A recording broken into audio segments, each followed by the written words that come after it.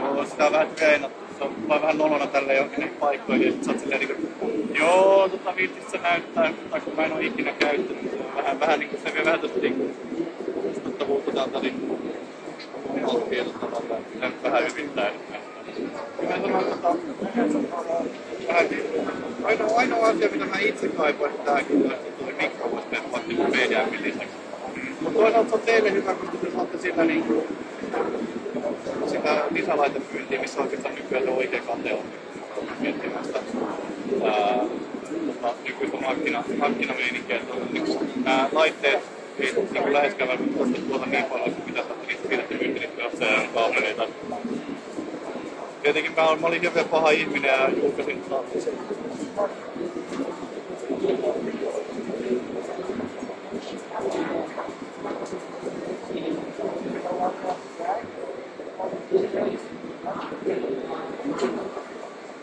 julkaisin tosiaan sen halvan kaapelin Hilextricyn meidän sivuilla sen tabiin, että pahoittelut siitä. Okei, saatte myytti vielä niitä videokaapeleita. On se hienoa. Eikö se virratseita kumminkin, että se pitää olla vähän isompi, en tiedä? Se syö, joo, se pitää tulla 2 amperia virtaa.